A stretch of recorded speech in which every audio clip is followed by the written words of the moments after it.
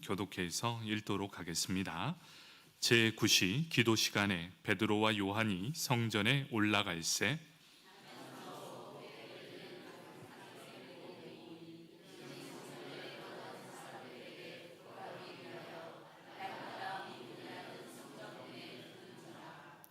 그가 베드로와 요한이 성전에 들어가려 함을 보고 구걸하거늘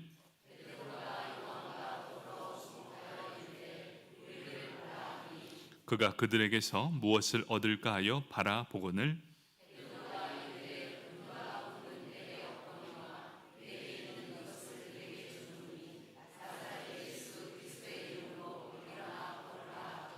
아멘. 성가대에 찬양이 있겠습니다.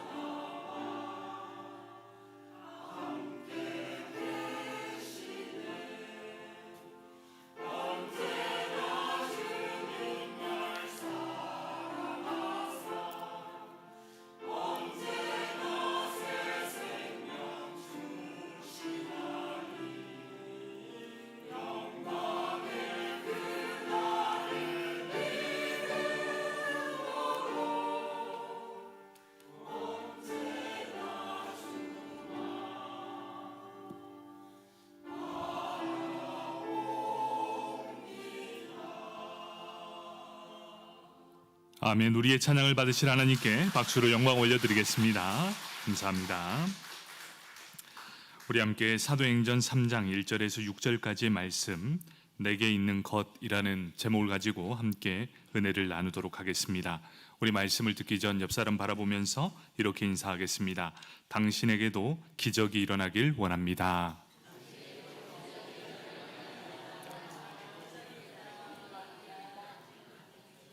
여러분 기억하십시오. 기적은 지금 이 순간에도 일어나고 있습니다. 여러분에게 기적이 꼭 일어나길 축복합니다. 우리가 예배를 드리지만 여기에 모든 사람이 기적을 체험하지 못합니다. 이유가 있습니다. 기적을 체험하기 위해서는 세 가지의 조건이 있어야 하기 때문입니다. 그 첫 번째는 예수 그리스도를 믿는 믿음이 나에게 견고하게 있는가? 그리고 두 번째, 습관적으로 기도하고 있는가? 여기에서 습관적인 기도가 뭡니까? 내가 힘들어 죽을 때만 기도하는 것이 아니라 무시로 습관적인 기도에 따라 기도할 때 기적이 임하게 됩니다. 그리고 마지막 세 번째는 성령의 충만함을 입게 될 때 기적을 체험하게 될 것입니다. 저는 이곳에서 예배드리는 모든 성도님들이 기적은 멀리 있는 것이 아니라 지금 예배드리는 이곳에서도 일어나게 될 줄 믿습니다. 여러분 그 주인공들이 다 되시길 축복합니다. 아멘. 오순절 성령의 선물을 받은 120명의 성도들, 그 중에 사도 베드로가 회중 앞에 일어서서 말씀을 선포하게 됩니다. 이에 3,000명이 회개함으로 세례를 받고 하나님의 품 안으로 돌아오게 됩니다. 이로써 최초의 교회가 세워지게 됩니다. 예루살렘의 초대 교회가 세워지게 됩니다. 우리는 초대 교회를 성령 충만한 교회다라고 말하고 있습니다. 성령 충만한 교회를 나타내는 표징이 있습니다. 어떤 교회를 우리는 성령 충만한 교회라고 말할 수 있습니까? 그 이유가 있습니다. 사도들을 통해 수많은 기적과 표적이 나타났기 때문에 우리는 성령의 충만한 교회다라고 말할 수 있는 것입니다. 사랑하는 성도 여러분, 우리 인제 장로교회가 바로 성령 충만한 교회가 되기를 축복합니다. 그러기 위해서는 우리가 얘기했던 것처럼 믿음이 충만하고 습관적인 기도에 따라 기도하는 자가 넘쳐나며 성령의 충만함이 있을 때 바로 성령 충만한 교회요, 기적과 표적이 일어나는 교회가 될 것입니다. 여러분 중요한 사항이 있습니다. 사도들을 통해 하나님이 베푸신 이 초자연적 기적 그리고 표적에는 목적이 있다는 것이 분명하기 때문입니다. 우리에게 기적이 일어나고 표적이 일어나는 그 분명한 이유가 무엇입니까? 첫 번째는 하나님의 경외하심을 드러내기 위해서, 그래야 질서가 유지되기 위함이었습니다. 여러분 교회에서 기적과 표적이 많이 일어나는 것은 와 놀랍다 이것이 아니라 이를 통해 이곳은 하나님이 함께 하시는 교회, 그러함으로 하나님을 경외함으로 질서를 유지하기 위함이었습니다. 또한 성도들로 하여금 예수님이 하나님의 아들임을 드러내기 위해서 표적을 사용하게 되었다는 것입니다. 초대교회는 바로 이러한 것이었습니다. 사도들의 기적과 표적을 통해 예수가 하나님의 아들임을 드러내는, 바로 예수가 그리스도이심을 드러내는 사건이었습니다. 여러분 그리스도란 뜻이 무엇입니까? 기름 부음 받은 자, 하나님의 아들로서 이 세상의 구원자라는 뜻을 의미하고 있습니다. 이 세상의 구원자는 오직 예수 그리스도임을 알리기 위해서 초대교회에 기적과 표적이 일어나게 됩니다. 그 구체적인 예로 사도행전에는 크고 작은 기적이 14번이나 일어나게 됩니다. 오늘 말씀은 그 첫 번째 기적, 안진뱅이를 일으킨 기적을 말씀해 주고 있습니다. 예수님께서도 이 땅에 계실 때 수많은 자들을 일으켜 세우셨습니다. 이제 예수님께서 행하셨던 사역들을 성령을 통해 사도들에게 그대로 임하게 됩니다.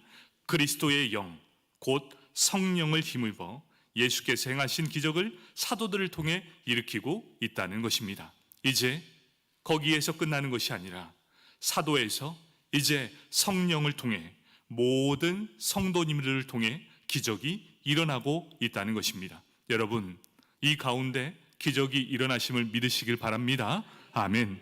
그런데 이러한 기적의 궁극적인 목표가 무엇입니까? 예수가 그리스도이심을 나타내는 것이라는 것입니다. 오늘 말씀을 통해 어떻게 예수 그리스도가 드러나는지를 살펴보길 원합니다. 그 첫 번째, 성전 미문에서 구걸하는 자입니다. 첫 번째 등장인물, 못 걷는 사람입니다. 사도행전의 저자는 누가입니다. 누가의 직업은 의사입니다. 그래서 정확하게 이 사람의 장애를 묘사하고 있습니다. 사도행전 3장 7절 말씀, 오른손을 잡아 일으키니 발과 발목이 곧 힘을 얻고, 이렇게 말합니다. 발과 발목에 힘이 들어가지 않아 신체를 지탱할 수 없는 상태, 단순히 다리를 저는 수준이 아니라 걷거나 스스로 이동할 수조차 없는 심각한 지경의 사람. 이 사람은 사고 때문이 아니라 나면서부터 이런 장애를 가지고 태어났다라고 분명하게 기록하고 있습니다. 두 다리로 일어나 걷는 것, 두 다리로 땀나게 뛴다는 것, 이 사람에게는 단 한 번도 해보지 못한 일이었습니다. 그렇기에 이 사람이 가장 원하는 것이 무엇이었겠습니까? 이 사람의 가장 간절한 소원은 두 다리로 스스로 일어나 뛰며 걷는 것이 이 사람의 소원이었습니다. 그런데 세상은 냉혹합니다. 내 소원은 이건데, 이런 장애를 갖고 있는 사람은 살아내기 위해서 무엇을 해야 하는가? 삶을 살아내기 위한 그의 삶의 방식은 구걸밖에 할 수 없는 상황. 자신의 꿈은 이건데 먹고 살기 위해 구걸을 하는 그의 심령. 사도행전 3장 2절 말씀입니다. 나면서 못 걷게 된 이를 사람들이 메고 오니 이는 성전에 들어가는 사람들에게 구걸하기 위하여 날마다 미문이라는 성전문에 두는 자라. 입에 풀칠이라도 하려면, 먹고 살기 위해서라면 다른 사람의 도움이 절실했습니다. 비록 이는 장애를 갖고 있었지만, 다리를 못 쓰는 장애지만 그는 다른 사람의 시선을 못 느꼈을까요? 여러분, 그 사람의 그 마음이 느껴지십니까? 얼마나 원통하고 비참했겠습니까? 내가 이 다리만 멀쩡했다면 이 세상을 향해 나아갔을 텐데, 그러지 못한 채 주저앉아 버린 이 사람, 성전 미문에 앉아서 구걸을 할 수밖에 없었던 사람이었습니다. 유대인에게는 덕목이 있었습니다. 그 중 하나가 가난한 자들을 위해 자비를 베푸는 것, 나그네에게 은혜를 베푸는 것을 가장 큰 덕목으로 여기게 되었습니다. 그래서 유대인들이 가장 많이 지나가는 길이 어디일까 보니까 이 성전 문 앞, 그 중에서도 미문이라는 곳, 그곳에서 사람이 가장 많이 지나간다는 것을 알게 되었습니다. 그래서 그곳에 앞에 앉아 구걸을 시작하게 됩니다. 그런데 그 구걸도 자기의 힘으로는 아무것도 하지 못합니다.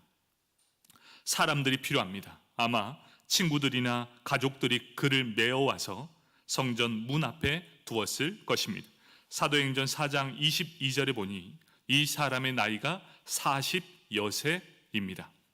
40년이 넘는 세월, 날마다 그를 성전 문 앞에 내려놓으면 구걸을 해야 되는 인생. 아침에 눈을 뜨면 일어나 사람들이 메어 문 앞에 내려놓고 하루 종일 구걸하다가 시간이 땡 마치면 다시 일어나 사람들이 메어 집으로 데려가는 인생. 그런 인생을 죽을 때까지 반복해야 되는 인생을 사는 사람, 바로 그 사람이 이 성전 미문에 앉아있는 이 거지였습니다. 한마디로 그의 인생은 어떻습니까? 희망도 없고 기대도 없고 소망도 없는 인생. 그는 미문이라 불리는 그 문 앞에서 구걸했지만, 그 문 앞은 어떤 문입니까? 성전의 동쪽 문으로 향해진 문 전체가 금과 은으로 덮인 화려한 아름다운 문 앞에 구걸을 하게 됩니다.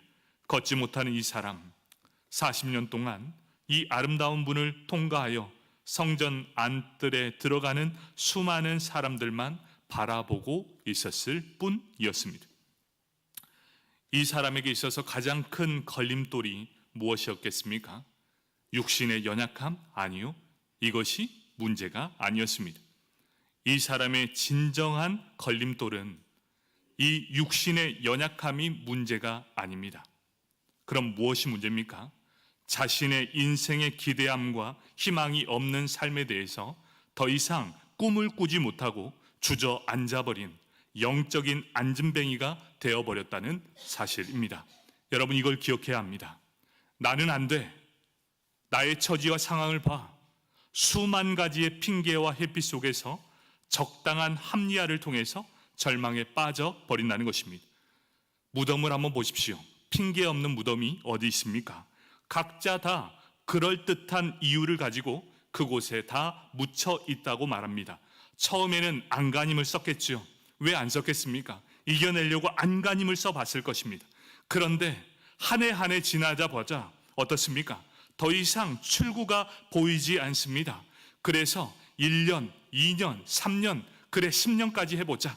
그런데 더 이상 출구가 보이지 않아서 주저앉아 버린 상태라는 것이죠. 여러분, 여기에서 우리는 자포자기를 볼 수 있습니다. 자포자기가 뭡니까? 스스로 일어서기 위해 조금도 노력하지 않는다. 아무리 간절해도 그의 인생을 조금도 바꿀 수 있는 능력이 내게는 없다라는 상황 속에 자포자기함으로 영적인 바로 안진뱅이가 되어 버렸다는 것입니다.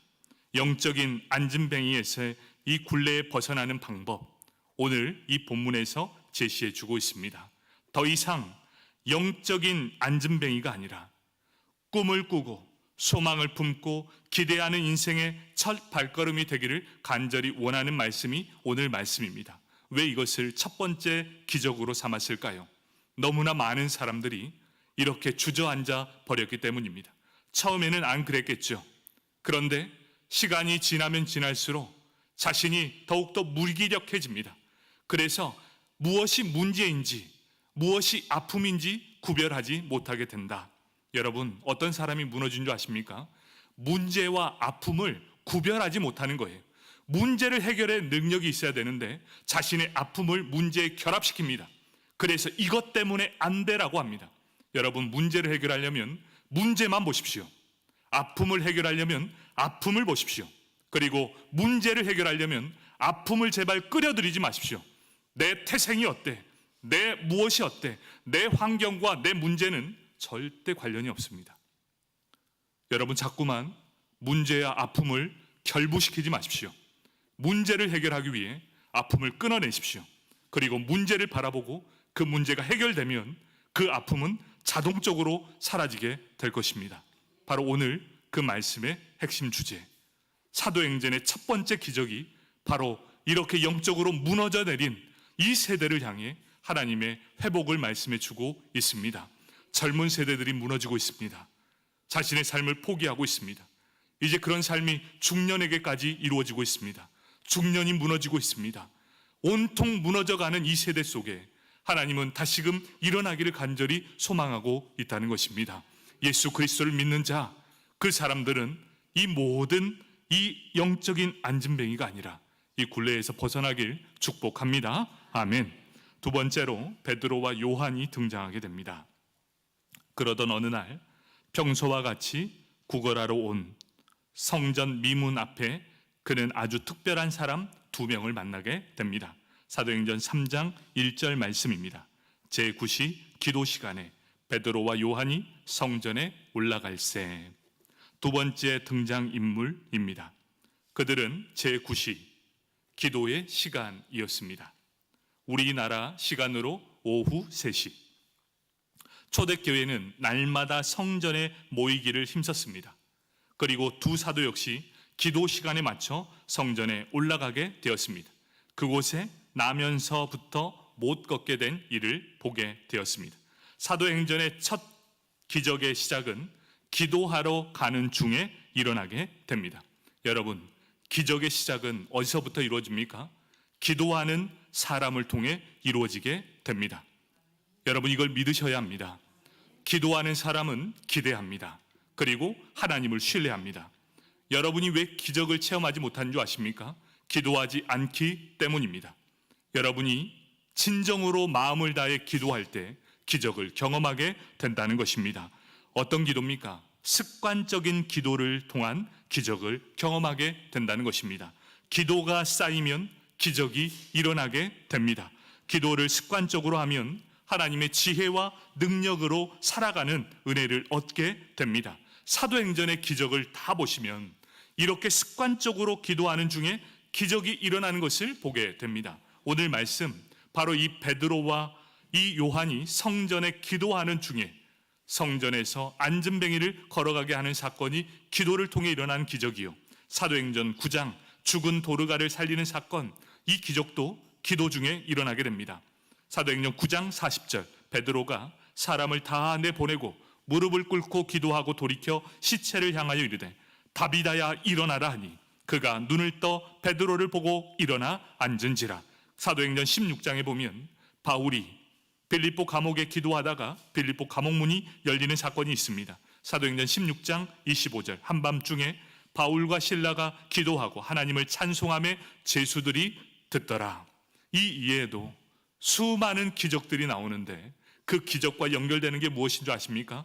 기도하는 중에 일어나게 된다라는 것입니다. 여러분, 사도행전의 첫 시작을 알리는 기적입니다.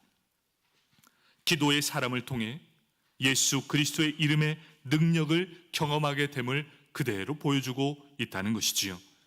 영적인 안진뱅이가 그 굴레에서 벗어날 수 있는 첫 번째가 무엇입니까? 기도해야 한다. 그런데 여러분 아시지요? 영적인 굴레에 완전히 주저앉아 버린 사람은 기도가 나오지 않습니다. 그때 우리가 해야 될 역할이 무엇인 줄 아십니까? 그들을 위해 기도하는 자가 되어야 한다. 여러분, 우리가 기도해 줘야 합니다. 누군가 그를 위해 기도해야 한다면 저는 그 주인공들이 우리 인제장로교회 성도님들 되길 축복합니다. 누군가 널 위해 기도하고 있는데 나도 너를 위해 기도하고 있습니다.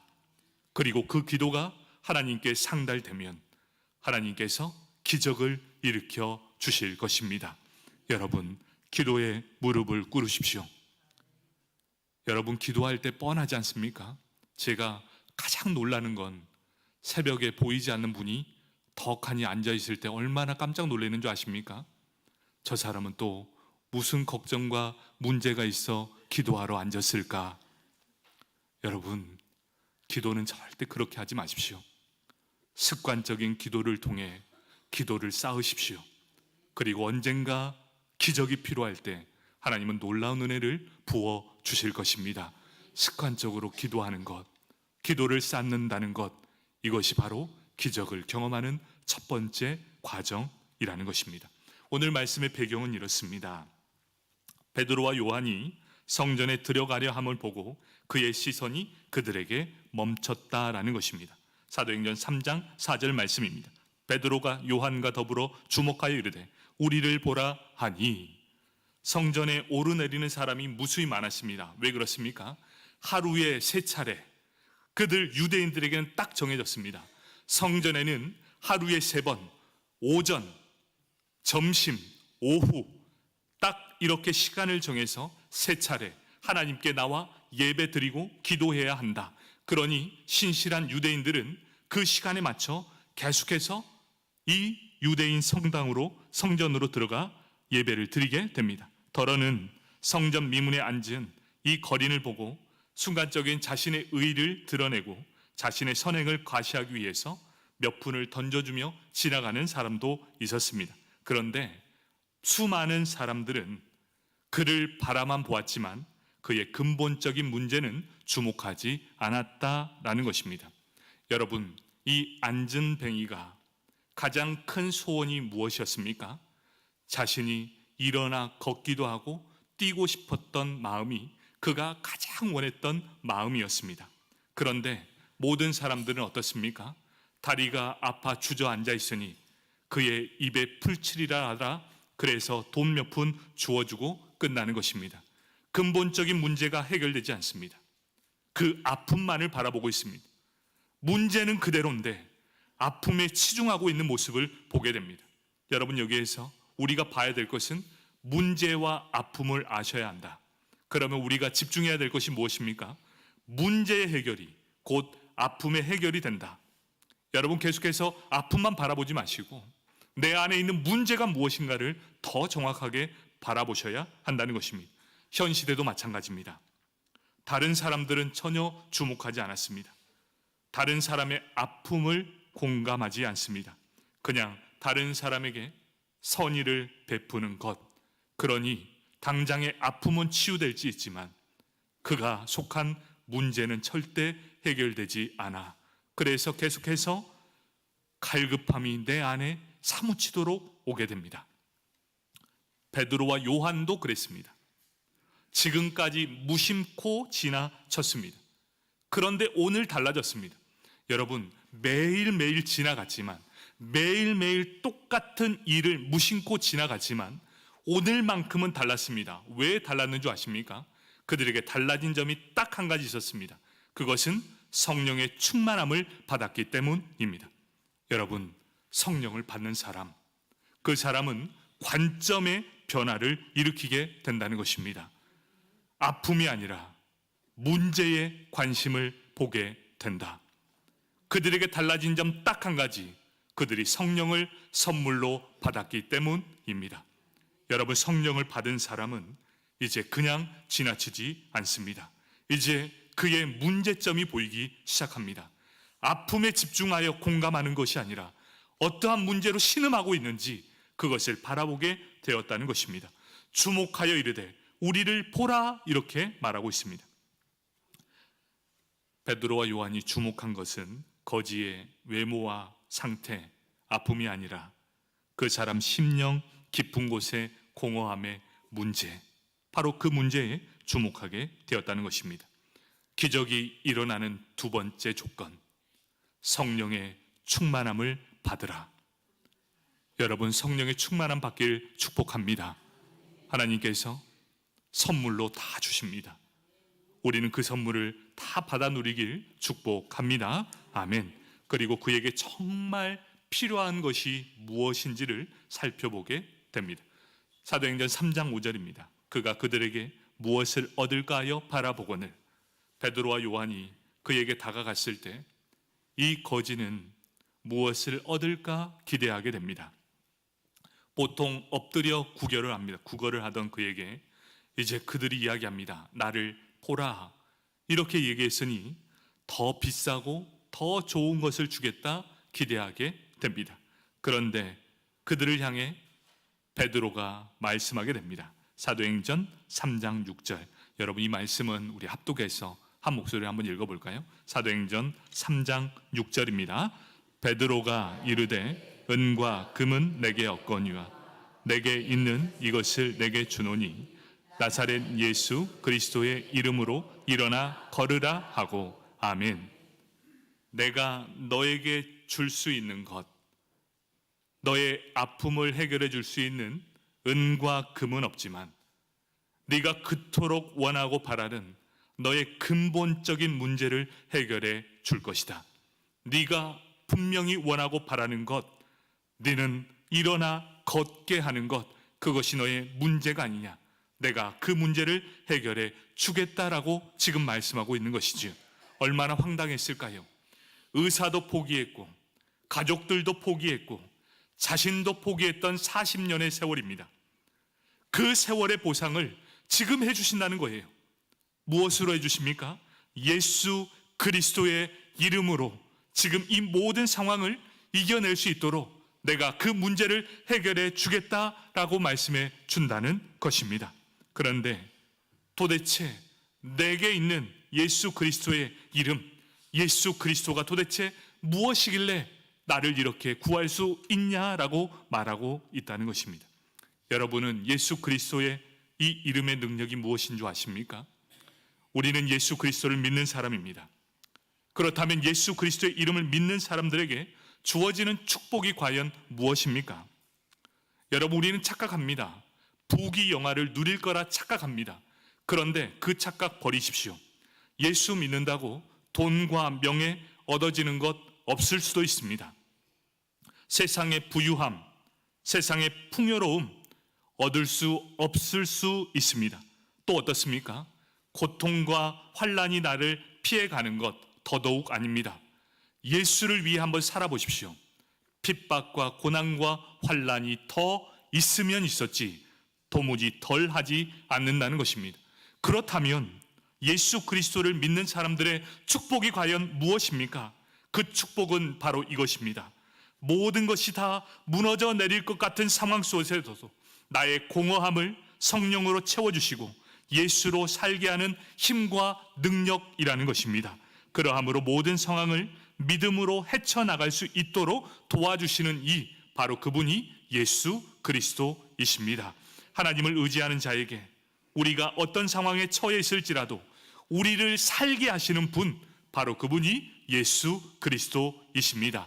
그리고 문제 앞에 서 있을 때 예수 그리스도를 믿는 자들을 향해 하나님은 반드시 길을 내시는 분이십니다. 그런 자들을 하나님은 세상 끝날까지 보호하시고 지키시며 인도하십니다. 바로 이 축복이 믿음의 축복입니다. 여러분, 당장의 성과가 없을 수 있습니다. 하지만 포기하지 마십시오.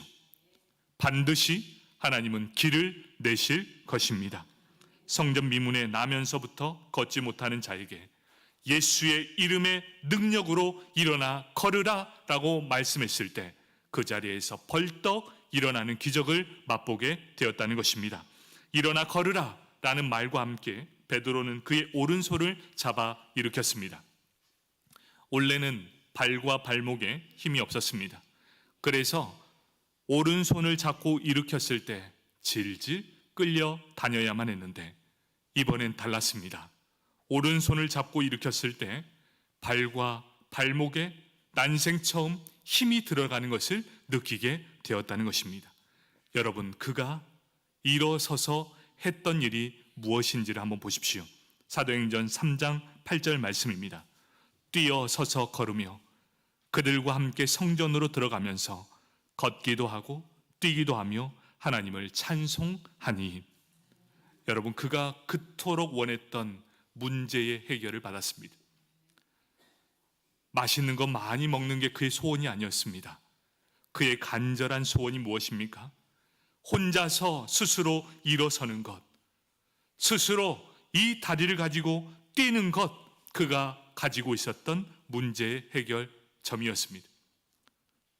첫 걸음마를 40세에 뗐습니다. 여러분, 어땠을까요? 그가 그토록 원하는 삶이 회복되었습니다. 예수 그리스도의 이름의 능력을 경험하면서 자신이 지금까지 옥죄어 있었던 육신의 모든 연약함이 한순간에 해결되었다는 것입니다. 바로 영적인 안진뱅이의 굴레에서 벗어나는 그 세 번째는 바로 예수 그리스도의 이름을 믿는 능력이 내 안에 있어야 한다는 것을 보여주고 있습니다. 그리고 그가 했던 것, 그것이 무엇입니까?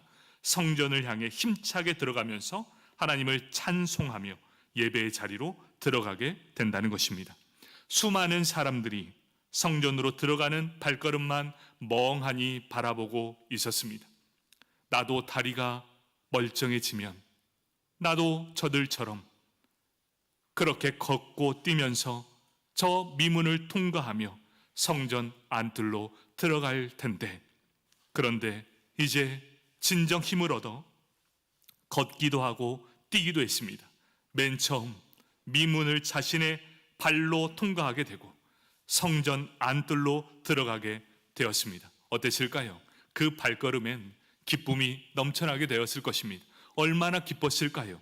그의 눈에선 기쁨의 눈물이 흘러나게 되었을 것입니다. 입술로는 하나님을 찬송하는 이 찬송이 끊임없이 흘러져 나왔을 것입니다. 여러분, 이제 영적인 굴레에서 완전히 벗어나 이제 자유자가 되었습니다. 자유자가 되었을 때 그가 향한 곳이 어디인가를 보십시오. 성전 미문의 갈림길에 서 있습니다. 자신이 온전히 회복되었을 때 세상을 향해 나가는가, 성전을 향해 나가는가를 한번 보십시오. 여러분이 똑같은 성전 미문에 앉은 영적인 앉은뱅이였습니다. 그때 여러분은 어떤 선택을 하겠습니까? 이곳에 앉아있는 모든 분들은 이 성전 미문에 앉아있는 분처럼 모두가 다 성전을 향해 뛰어가며 하나님을 예배하는 자리로 나아갔을 것입니다. 그런데 수많은 사람들은 지금도 자신이 이 모든 문제가 해결되면 문제의 근원을 해결해 주신 하나님을 찾는 것이 아니라 자신의 욕심에 이끌려 세상을 향해 나아간다는 것, 이것이 너무나 팽배해진 현상이라는 것입니다. 한번 여러분에게 물어볼까요? 여러분이 가진 문제가 해결되면 여전히 해결된 문제를 가지고 이 자리에 하나님을 찬양하겠습니까? 아니면 해결된 문제를 가지고 세상을 향해 떠나겠습니까? 여러분은 성전을 향해 뛰어오는, 그러함으로 하나님을 찬양하는 주의 백성들 되길 축복합니다. 아멘. 한 가지를 선택할 때, 한 가지를 선택하게 되면 9가지를 포기해야 한답니다. 여러분이 예배를 선택함으로 인해 9가지를 포기하고 이 자리에 나왔을 것입니다. 여러분 너무나 감사합니다. 그런데 이 자리에 참석하지 못한 분들은 그 9가지를 포기하지 못해 여전히 헤매고 있다는 것. 여러분, 기적은 달리 일어난 게 아닙니다. 예배는 이런 하나님의 은혜에 감사함으로 드리는 최고의 우리가 드릴 수 있는 가치입니다. 예배 가운데 기적이 일어날 것이고, 예배 가운데 예수 그리스도를 믿는 믿음이 넘쳐나게 될 것이고, 예배 가운데 성령의 충만함을 받게 될 것입니다. 여러분, 예배를 생명처럼 지키십시오. 한 가지를 위해 9가지를 포기하면 하나님은 이 한 가지를 통해 여러분의 모든 것을 부어지게 될 것입니다. 여러분, 포기하지 마시고 언제나 주님 편에 서는 저와 여러분 되길 축복합니다. 아멘. 기도하겠습니다.